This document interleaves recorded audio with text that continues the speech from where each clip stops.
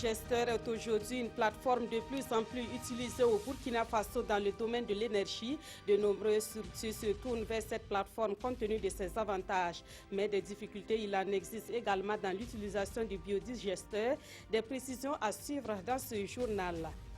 Dans le grand format de ce dimanche, nous nous intéressons à la situation de nos cimetières. Le sujet est presque tabou et pourtant il y a un véritable problème dans la gestion de ces endroits. Des cimetières devenus des dépotoirs et des lieux d'insécurité et de banditisme. On en parlera davantage avec notre invité, le secrétaire permanent de coordination du programme de développement urbain. Et puis à Londres, des milliers de personnes ont réclamé hier une bonne politique d'accueil des réfugiés. Elles ont marché pour interpeller le Premier ministre Theresa May sur la crise des réfugiés. Cette manifestation est à mettre à l'actif des organisations non gouvernementales. Bonsoir, merci de suivre ce 20h de la RTB. Pour ouvrir ce journal, la population de la province de la Kossi réclame la libération de Djibril Bassolé. Elle a fait savoir à travers une marche organisée hier samedi à Nouna. En rappel, Djibril Bassolé a été arrêté et détenu à la suite du putsch manqué de septembre 2015. Des précisions avec Yves Ramba et Aïcha Dianda. La libération du général Djibril Bassolé, c'est ce que réclament les populations de la province de la Kossi. Ces marcheurs venus des différentes communes de la province ont arpenté les rues de Nouna pour exiger la libération de l'ex-ministre des Affaires étrangères. Ce qu'on est en train de faire, ce n'est pas une question de politique. C'est une question de demande et de libérer notre fils pour nous. On demande à notre gouvernement de faire tout possible pour la libération de notre frère et que nous soyons ensemble pour battre le même Burkina Faso. Le Burkina Faso, ce n'est pas pour une seule personne, c'est pour tout le monde. Selon le coordonnateur de la marche, Boubacar Koulibaly, il n'y a aucune clarté dans l'affaire Djibril Bassolé et il dit faire confiance en la justice burkinabé. Nous croyons à la justice et nous espérons vraiment que, en tout cas, la justice, en voyant ce que nous sommes en train de faire là, en tout cas, aussi va prendre son courage à deux mains et pour vraiment faire un délibéré juste pour que chacun, en tout cas Djibril, soit établi dans ses droits. Un minimum de justice pour le général Djibril Bassolé, c'est le contenu de la lettre de doléances que les manifestants ont transmis au secrétaire général de la province de la Kossi. Le général Djibril Bassolé est incarcéré à la maison d'arrêt et de correction des armées suite au putsch manqué de septembre 2015. Le biodigesteur est aujourd'hui une plateforme de plus en plus utilisée au Burkina Faso dans le domaine de l'énergie. De nombreuses structures se tournent vers cette plateforme compte tenu de ses avantages. C'est le cas de la maison d'arrêt et de correction de Kourgou et l'association d'aide des veuves et orphelins. Le comité de pilotage du programme national de biodigesteur était hier dans ces deux structures pour une visite. Issa Kafando et Maïmouna Traouri.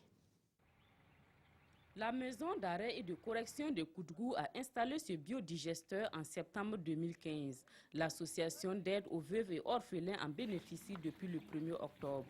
Une technologie qui permet aux bénéficiaires de disposer d'énergie renouvelable pour l'éclairage et la cuisson. L'État investit beaucoup pour le gaz, par exemple.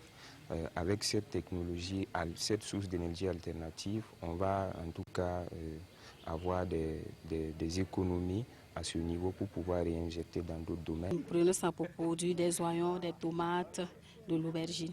Mais d'une structure à l'autre, les difficultés majeures restent l'insuffisance de la matière première et de l'appui conseil pour la valorisation du biodigesteur. Nous sommes d'abord un personnel de sécurité et a priori, on n'a pas été formé véritablement pour mener ce genre d'initiative. Comme c'est la saison pluvieuse, il y a l'herbe un peu partout, on met les bœufs à quelque part et puis après on part les ramener. Donc ça veut dire que les bœufs lâchent là-bas et on ne prend pas soin de tout ramasser pour amener.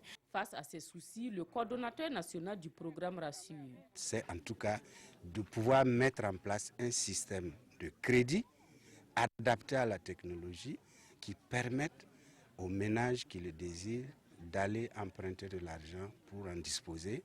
Et les acteurs privés qui commencent à se mettre en place également pourront y avoir accès pour mettre en place des fonds de roulement et acquérir le matériel et véritablement faire en sorte que l'offre de services qu'ils offrent va s'améliorer. La subvention du gouvernement burkinabé s'élève à 160 000 francs CFA. Une subvention qui permet d'assurer entre autres la prestation du maçon pour la construction, l'acquisition d'un foyer à biogaz pour la cuisson et d'une lampe pour l'éclairage. Et malgré les quelques difficultés, les populations burkinabè adhèrent de plus en plus au programme biodigesteur. C'est ce qui ressort du bilan à mi-parcours des activités menées en 2016 par le comité de pilotage du programme national de biodigesteur. Ce comité a tenu sa première session ordinaire de l'année le vendredi dernier à Dédougou. Et cette session était également consacrée à la définition des projets à venir. Plus de précisions avec Christophe Traoré et Karim Ouedraogo. Délocalisée à Dédougou, la première session du comité de pilotage du programme national biodigesteur a regroupé des participants venus des 13 régions du Burkina. Ils ont évalué l'impact du programme à plusieurs niveaux et donné des orientations pour le reste de l'année 2016. Le gouvernement apprécie l'adhésion progressive des populations au programme et s'engage à les accompagner. Le principal défi, c'est que je vous ai dit tout à l'heure, on a 8000 installations, mais là-dedans, je pense qu'on a autour de 20% d'installations qui fonctionnent par intermittence. À certaines périodes de l'année, quand les animaux n'ont pas assez à manger, ils ne pissent pas beaucoup de déjections. Donc ça aussi, c'est des défis qu'il faut qu'on lève. Le troisième défi, c'est le changement. Donc c'est sur tous ces points-là que nous allons discuter. La région de la Bougoudimoun dispose du plus grand parc de biodigesteurs du Burkina avec plus de 1200 ouvrages et l'exécution du programme impacte de manière positive sur divers domaines. Le fluent même du biodigesteur en tant que tel, vraiment moi je peux témoigner que ça m'a beaucoup servi. J'ai produit avec ça et cette année j'ai pris le fluent ensemencé en même temps avec de l'herbe pour payer une moto. J'ai vendu 12 chargements du compost. Je suis très satisfait de cette technologie. La session a été l'occasion pour les participants de visiter un biodigesteur à Dédougou et constater l'impact d'un fluent biodigesteur sur les cultures dans les champs.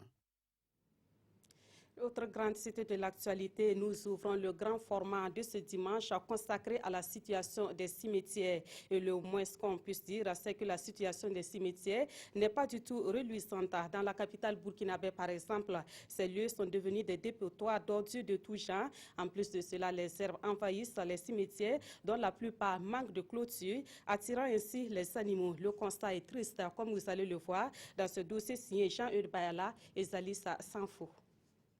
Des tonnes d'ordures déversées ça et là.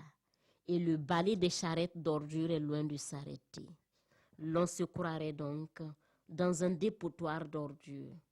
Pourtant, nous sommes dans un cimetière. Il sera bien difficile à certains de retrouver ou de reconnaître la tombe de leurs proches et de s'y recueillir, si besoin il en est. Les ordures les ont purement et simplement englouties. Et il n'y a pas que les ordures qui décorent les tombes. À certains endroits, les herbes ont tellement poussé qu'elles ont du mal à se hisser.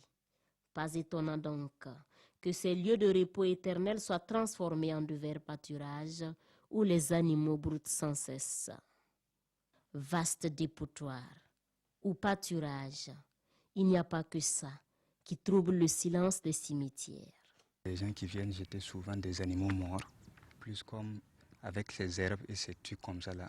Ça attire souvent des bandits, souvent des fumeurs de drogue et souvent des petits voleurs. Et ce désordre qui règne dans les cimetières affecte autant les vivants que les morts.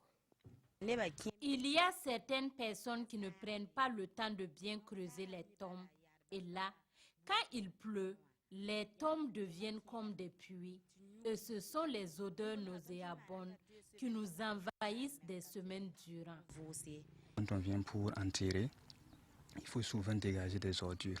Et en plus, ça attire les moustiques pour les riverains. Et ça peut provoquer encore d'autres maladies comme le paludisme. Si on entretient bien le cimetière, ça va nous éviter toutes ces choses-là. Puis en plus, si la mairie peut nous aider avec une clôture, je crois que tout ça, là, ça va éviter tous ces petits trucs-là. Il est révolu, le temps où l'on vouait un culte aux morts. Mais est-ce pour autant qu'il faut pervertir ces lieux de repos éternels quand on sait que, À tous ceux qu'on accompagne ici, pour la dernière fois, on leur souhaite qu'ils reposent en paix. Et en plus d'être des dépotoirs où envahissent des herbes, les cimetières souffrent d'un autre mal. Il s'agit du problème d'espace. À Ouagadougou et environ, les cimetières sont quasiment pleins et les populations peinent à y trouver de la place pour des enterrements. Heureusement, il y a des bonnes volontés qui viennent en aide à ces populations. On apprend aussi que la mairie a un projet de modernisation des cimetières. Plus de précisions avec Roger Kam et Aboubakar Sayon.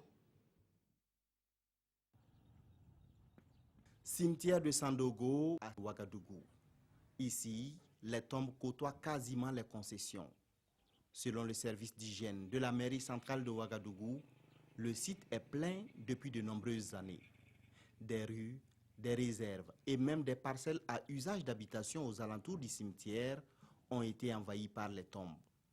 À ce jour, il y aurait plus de 1000 tombes hors des limites du cimetière. Le manque de place pour les enterrements est commun à la quasi-totalité des cimetières de la capitale burkinabé. Sur les 30 cimetières, il y a moins d'une dizaine où les enterrements se font toujours, c'est-à-dire les cimetières actifs. Le reste, c'est saturé, c'est plein, on ne peut plus faire des enterrements. Mais sur la dizaine où on fait des enterrements, réellement, c'est un seul cimetière pour les civils où on peut faire des enterrements normalement. C'est le cimetière route de Cambouansin, où il y a encore de la place. Le cimetière municipal de Gounguin, il n'y a plus de place. La seule place qui reste, c'est pour les militaires. Donc, quand on rentre, on voit l'espace, on croit qu'il y a de l'espace, mais en réalité, il n'y a pas d'espace. C'est la place réservée aux militaires. Le reste, c'est plein. Les gens rentrent, on rentre entre les tombes pour chercher de la place, pour pouvoir insérer une autre tombe. Selon le docteur Sommet, le problème de place dans les cimetières est également lié à un défaut de planification. Les lotissements, peut-être des dernières années même, n'ont pas prévu des cimetières. Ce qui fait qu'actuellement, il n'y a même pas de place à aménager pour les cimetières. La commune de Ouagadougou n'est pas la seule dans cette situation. Plusieurs autres localités vivent la même difficulté. À Kinfangué, tout comme à Saba, les populations ont fait appel à un promoteur immobilier pour les aider à trouver une place pour enterrer dignement les morts. Quand les autorités de la commune m'ont approché, je n'ai même pas hésité. On ne fait pas ça parce qu'on a de l'argent, on ne sait pas ça parce qu'on ne sait pas comment faire avec notre argent. On fait ce travail-là au nom de Dieu et toute personne qui vit sur terre qui va se terminer à la tombe. Donc un beau matin, ils m'ont appelé pour dire qu'ils ont eu l'espace, mais les villageois exigent qu'on paye. L'hectare fait 2 millions et on était pratiquement à 10 hectares qui doit coûter 20 millions. On a essayé de préparer le document d'achat des terrains qui atteste comme quoi on veut faire vraiment le cimetière. Après avoir fini de payer, on a envoyé nos engins pour pouvoir vraiment faire le travail. Et encore, le travail n'est pas fini. Faire un cimetière, c'est bon, mais il faut essayer de parceller le cimetière pour essayer de mettre l'ordre. Idée que partage la mairie de Ouagadougou, les autorités communales en charge de la question ont élaboré un projet de modernisation de la gestion des cimetières et des pompes funèbres.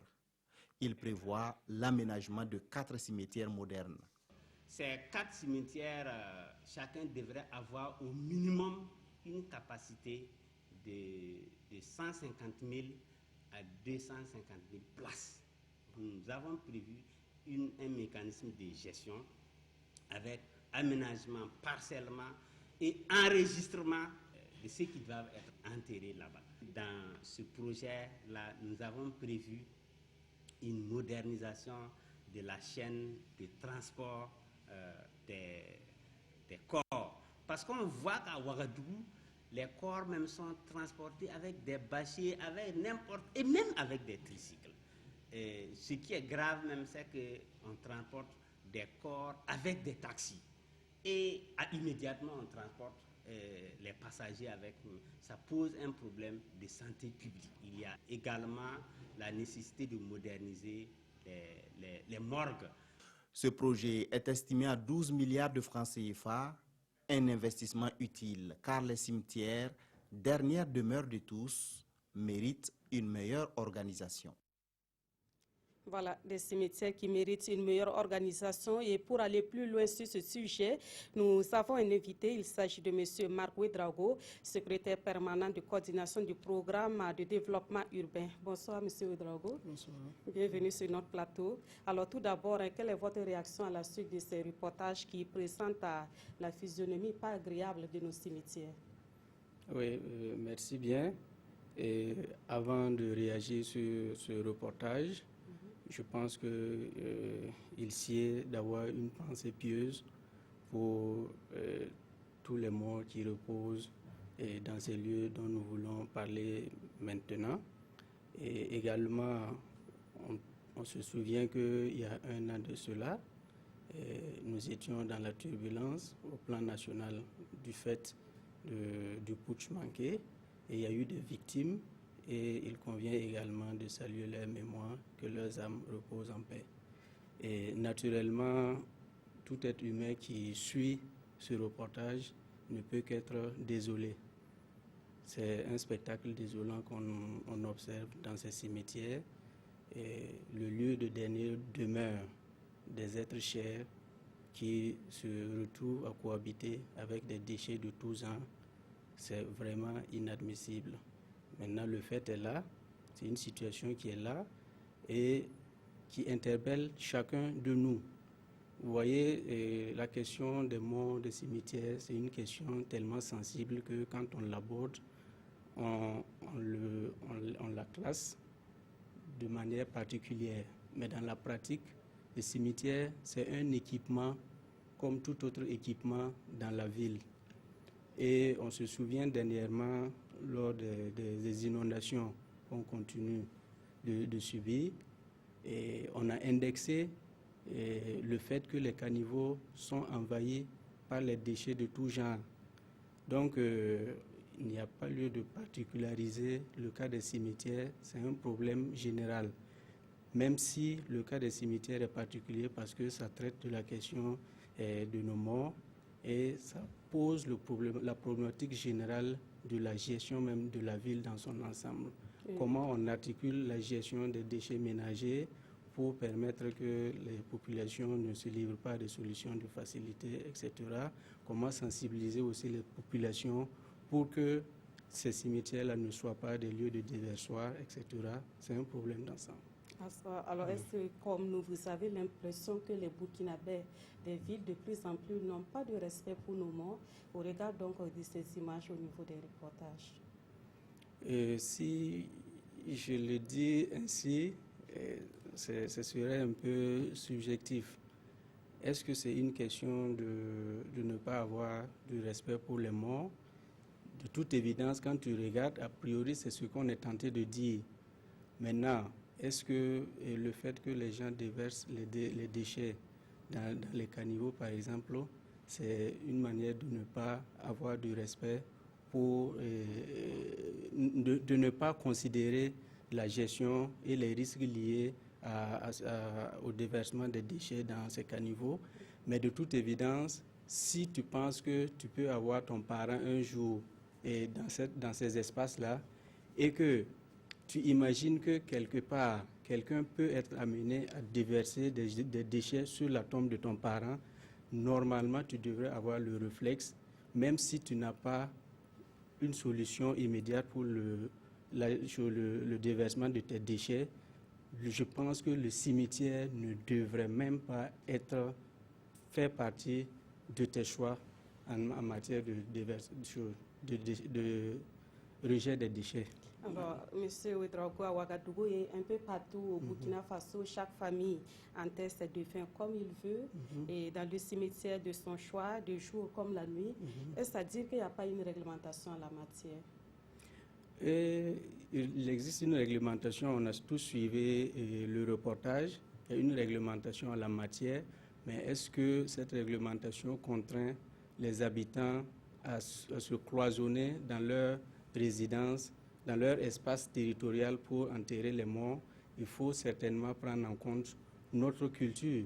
Vous voyez, il y a des gens qui habitent dans la capitale Ouagadougou, mais de leur vivant, ils demandent à ce que leur corps, leur dépouille soient transportés au village pour enterrement.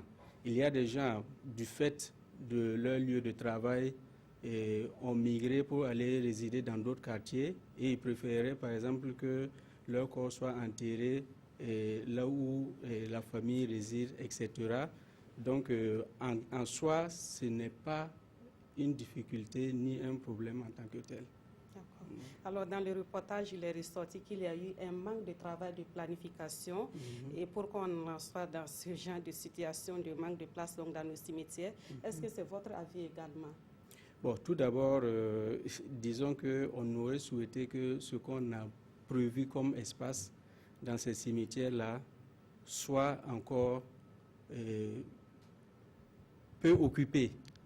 Ça aurait traduit le fait qu'il y ait eu moins de décès et depuis la prévision de ces espaces jusqu'à nos jours. Malheureusement, on en est arrivé au fait que ces espaces soient pleins. Je pense que ce n'est pas tant... déjà, il faut reconnaître qu'au niveau même de toute la ville, la question de la planification en amont se pose. Ce n'est pas que le cas des cimetières. Oui, mais pour le cas des cimetières, on s'intéresse à ça. Il semble qu'il y a... les lotissements n'avaient même pas du tout prévu des cimetières. C'est ce qui est ressorti dans le reportage. Oui, j'ai suivi une partie du reportage où on dit que les lotissements n'ont pas prévu des cimetières, mais c'est le lieu, effectivement, de clarifier les choses. Tous les lotissements n'ont pas vocation à prévoir systématiquement des cimetières. Non. Les cimetières sont prévus dans les documents de planification prévus par la loi qu'on appelle le schéma directeur d'aménagement et d'urbanisme SDO, parce que si vous quittez le cadre de la projection des cimetières dans le cadre des grandes orientations de la ville, on va se retrouver à avoir des cimetières un peu partout dans la ville. Ce n'est pas la vocation. Il faut que ce soit projeté dans le cadre des documents de planification et qu'à l'occasion d'un lotissement qui intègre, qui est projeté sur l'espace prévu pour les cimetières, on l'intègre maintenant dans l'aménagement. On a découvert aussi dans un des reportages que tout le monde n'est pas logé dans la même enseigne.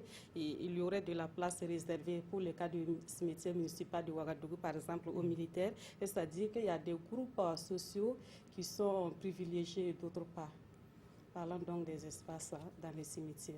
Bon, je ne prendrai pas ça dans ce sens. Vous voyez, les militaires, c'est un corps particulier, il faut le reconnaître. Un peu partout, vous entendrez parler d'hôpital militaire, vous entendrez parler de logement de militaires, vous entendrez parler de cimetières de militaires, etc. Donc, en tant que tel, ça ne constitue pas un problème. C'est de reconnaître que c'est un corps particulier. En tout état de cause, la manière dont nous répartissons les espaces dans les cimetières, là, ça doit procéder d'un consensus et qui doit refléter aussi notre perception du traitement de nos morts.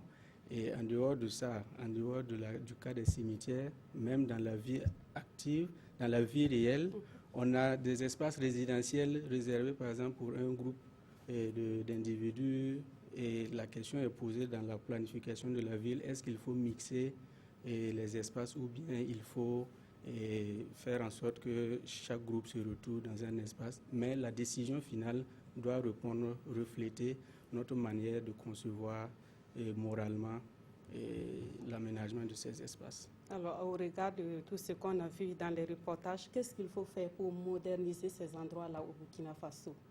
Oui, je me suis réjoui de ce qu'on a vu dans le reportage. Et la mairie est en action. Il y a des initiatives qui sont prises dans ce sens.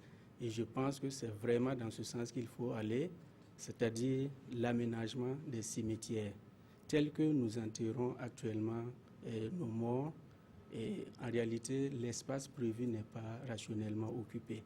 Quand on dit qu'il a manqué de l'espace, vous allez voir que tel que les tombes sont creusées de manière anarchique, on aurait optimisé un espace si on avait procédé, je vais utiliser le mot, à un lotissement. il a parlé d'aménager les cimetières, parceller. Quelqu'un a parlé de parceller, mais en réalité, le terme il faut lotir, dégager des lots pour chaque tombe et qui peut même faire l'objet de références. Les parcelles d'habitation font l'objet de références. On a dit que, par exemple, il y a des gens qui auront du mal à retrouver les tombes de leurs parents, mais si c'est référencé, ça facilitera beaucoup de choses et l'espace sera occupé de manière rationnelle.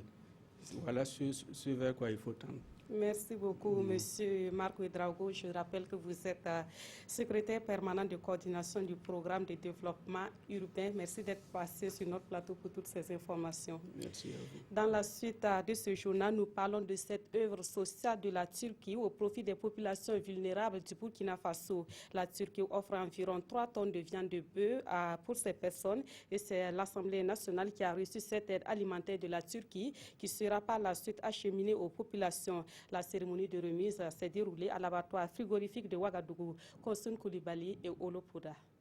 Pour améliorer le quotidien des personnes vulnérables, le don est de la Turquie. Au total, ce sont 35 carcasses de bœufs qui sont mises à la disposition du Burkina par l'intermédiaire de l'Assemblée nationale. Un symbole de solidarité, de partage et d'amitié qui se perpétue depuis plus d'une décennie aux périodes de célébration de la Tabaski. Nous avons, au niveau de l'Assemblée nationale, été instruits par son président, le Dr Salifou Diallo, de les remettre au gouvernement. Et je crois que nous avons été honorés par la présence de Madame la ministre, à qui nous avons bien sûr remis ce présent, ce cadeau à titre symbolique, étant entendu que le reste est bien conservé en lieu sûr et pour être acheminé à qui de droit. Le ministère de la Femme, de la Solidarité nationale et de la Famille qui reçoit ce don a déjà sa petite idée sur sa destination. Dans la charte de la solidarité nationale, il est dit que nul n'est aussi pauvre pour ne pas être solidaire avec les autres et nul n'est aussi riche pour se passer de la solidarité. Donc nous pensons que ce geste nous invite les uns et les autres à la solidarité et au partage. Et nous allons prendre les dispositions pour que ce don puisse parvenir aux personnes qui en ont le plus besoin, aux personnes les plus nécessiteuses. La Turquie intervient au Burkina Faso dans le domaine de l'humanitaire depuis 2005. Elle apporte aussi au peuple burkinabé des appuis multiformes dans les domaines de l'éducation et de la santé. En culture, nous mettons le cap sur Gawa, dans le sud-ouest, pour parler de calligraphie. Ce métier qui semble être l'apanage des hommes intéresse de plus en plus la gente féminine. Parmi les femmes qui s'intéressent à la calligraphie à Gawa figure Rosalie Osome. Elle est dans ce métier depuis plus de 10 ans. On la découvre dans ce dossier signé Basile Bassolé et Dramana Kabouri. Rosalie Osome, handicapée moteur et mère d'un enfant, a fini par la force des choses s'est taillé une place dans la calligraphie, la peinture et l'impression des habits. Membre d'une association basée à Gawa, elle s'est hissée parmi ses pairs pour s'intéresser au pinceau. C'était dans notre association en 2005, ils cherchaient des gens pour placer dans des métiers. Et les autres sont allés faire tailler des choses là. Et moi, j'ai dit que je vais faire la calligraphie. Ils m'ont demandé pourquoi moi je veux venir ici, que c'est un travail de l'homme. Et pourquoi moi j'ai choisi pour venir ici. C'est ça que je leur ai dit que le travail me plaît, c'est pour cela que j'ai choisi pour venir ici. Depuis que je suis venue, j'ai beaucoup appris. Parce qu'avant même, je faisais la coiffure et après ça, j'ai abandonné la coiffure là et puis venu faire ça. Femme déterminée et dévouée, Rosalie Osome a acquis au fil des années la confiance de son patron malgré qu'au départ, d'aucuns estimaient qu'être calligraphe et peintre relevait d'un don de Dieu. En fait, c'est un don de Dieu. La calligraphie, tu peux apprendre. Mais le dessin, il faut connaître la dessiner un peu pour qu'on te forme. Si tu ne connais pas dessiner quelque chose, tu ne peux pas te former. Si je veux voir, ça vaut 8 ou 9 comme ça que j'ai formé ici. Celle qui est ici, Rosalie, elle a fait 10 ans avec moi. Avec son pinceau, son morceau de chiffon trempé dans la peinture à huile, Rosalie dessine et peint chaque jour avec habileté et minutie sur les panneaux publicitaires, les t-shirts et autres objets mécaniques à la grande satisfaction de son patron. Depuis qu'on est ensemble, je n'ai pas vu un problème. Elle travaille bien. Actuellement, même tout... Bon, des fois, même si je ne suis pas là, c'est elle qui occupe tout. Bon, je ne les paye pas par mois, mais c'est qu'on gagne dans la journée que je les donne. Le soir, on fait les calculs, on enlève nos dépenses. Ce qui reste maintenant, bon, comme c'est elle qui me suit, bon, elle prend plus que les hommes. Aujourd'hui, du haut de ses 11 ans d'expérience dans la calligraphie, Rosalie rêve de voler de ses propres ailes, mais hélas, les moyens financiers lui font défaut. J'arrive à payer mon loyer, j'arrive à nourrir mon enfant et puis moi-même.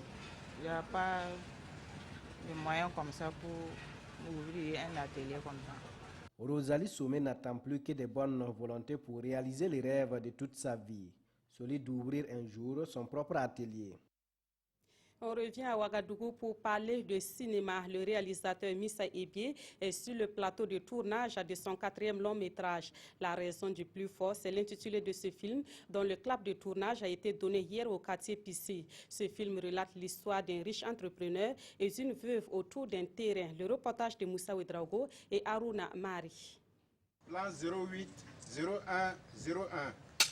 L'opulence et la misère sont les deux facettes des réalités urbaines portées à l'écran dans ce tout dernier long métrage, La raison du plus fort. Riches et pauvres, deux univers au style de vie diamétralement opposés. C'est un film de Missa Ebié. Hors de ma vue! Tu ne sais pas que voir un bon le matin pour un porte malheur? C'est l'histoire d'un riche entrepreneur qui a pour voisine une veuve, une vieille veuve,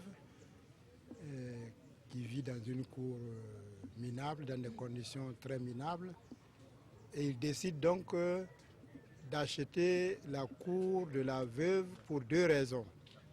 La principale raison qu'il invoque, c'est agrandir son jardin, faire une piscine et construire 2 niches pour ses bergers allemands qu'il a commandés.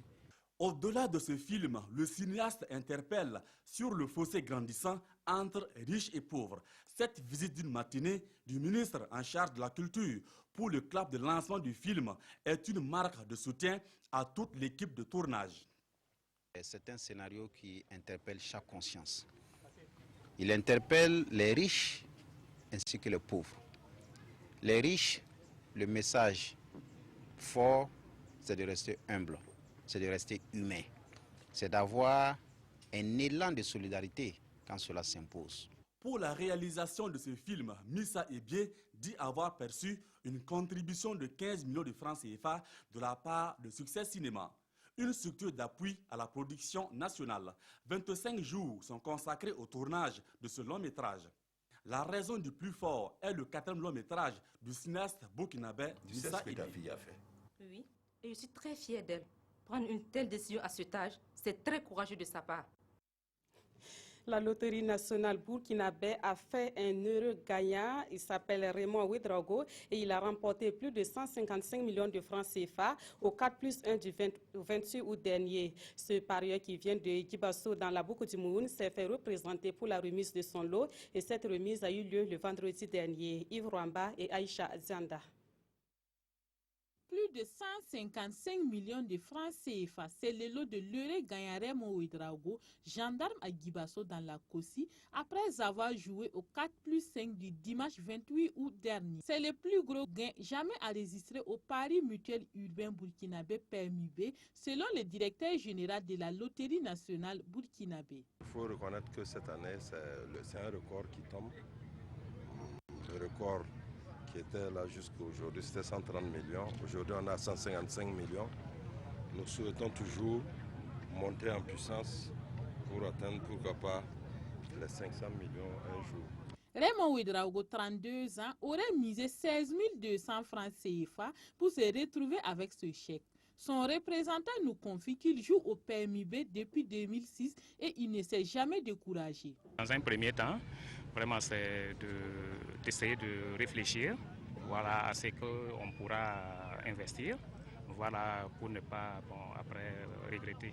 L'appel que j'ai à lancer aux autres parieurs, voilà, c'est d'abord les encourager à jouer parce que on ne peut pas gagner si on n'a pas le courage d'abord de jouer et on se donne le courage et puis la chance vient après. Pour donner plus de chance aux parieurs de la Boukou d'Imoun, le directeur général de la Loterie nationale burkinabé a laissé entendre qu'un espace course en direct sera ouvert dans la région les jours à venir.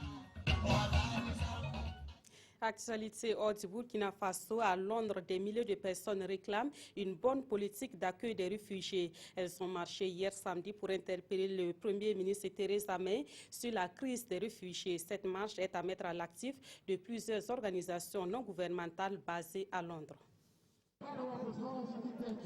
Les réfugiés sont les bienvenus ici. C'est le message de ces Londoniens.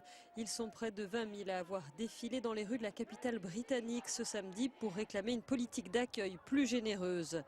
Ils ont marché en direction des bureaux de la première ministre conservatrice Theresa May. C'est une crise énorme et nous pensons que l'action politique n'est pas à la hauteur de cette crise, dit cette femme. Nous voulons que le gouvernement britannique en fasse plus. Ils se sont engagés à reloger 20 000 réfugiés. Ça a été le cas pour seulement 2500 personnes jusqu'à présent. C'est trop peu.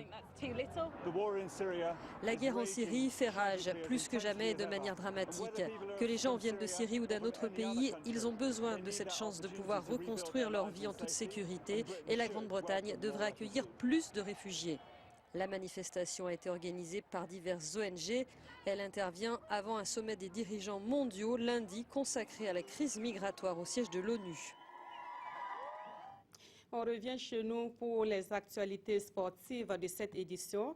Bonsoir Mamadi Ouena. Bonsoir Nathalie. Alors on va commencer par la CAN Maracana qui s'est achevée cet après-midi à Ouagadougou. Et Ouena, la Côte d'Ivoire a été sacrée aussi bien chez les vétérans que chez les seniors. Oui, la Côte d'Ivoire qui réalise effectivement le doublé en se posant devant le Niger dans la finale des vétérans et aussi chez les seniors.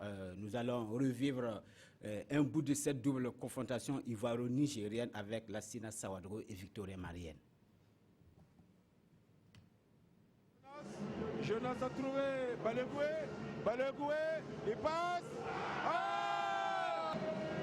Allez, on revoit le travail fantastique de Tati Legré. Et voilà. La moitié du chemin est déjà parcouru par les éléphants de Côte d'Ivoire.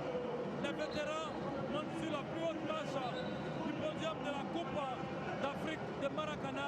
Les Ivoiriens vont en profiter. Ah oui. Ah, je vous l'ai dit. Je vous l'ai dit. De Reifou. De Brahima Reifou. Trésoroka, oui. Au revoir, oui. C'est Trésoroka. La Côte d'Ivoire double championne de football Maracana africain. Ah ouais. Quel sac, quel exploit. Voilà, félicitations à la Côte d'Ivoire. Et puis, Ouena, Anba, le Burkina termine 4e à la CAN Junior et est donc qualifié pour la Coupe du Monde. Oui, le Maracana organisé par notre pays ne nous a pas souri, mais si les étalons Maracana n'ont pas le sourire, d'autres étalons ont le sourire, comme vous voulez le dire, et ce sont les juniors qui ont pris part à la CAN Junior de handball qui s'est déroulé au Mali du 11 au 18, c'est-à-dire c'est achevé cet après-midi seulement. Ils se sont classés 4e, malgré une dernière défaite de 23-15 cet après-midi à Bamako devant l'Algérie. Mais cette performance, le fait de se classer 4e permet au moins de 21 ans burkinabés de se qualifier pour la Coupe du Monde junior qui aura lieu en Algérie en 2017. Et c'est une grosse première pour le handball burkinabé. Mais ce n'est pas une première pour la Tunisie qui, elle, a battu tout à l'heure en finale l'Égypte sur le score de 30-29, un score serré. Et la Tunisie qui avait déjà remporté la CAN des cadets au handball.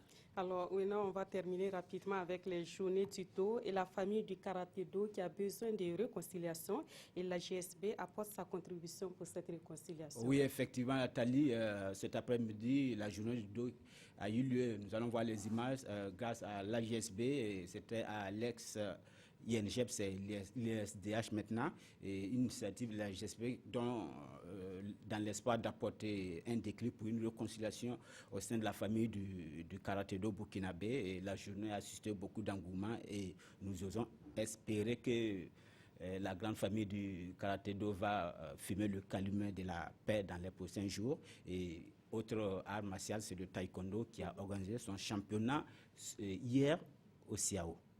Merci beaucoup Mamadi Ouena pour toutes ces informations sportives et c'est la fin de cette édition. Merci de l'avoir suivi. Excellente soirée en compagnie de la RTP.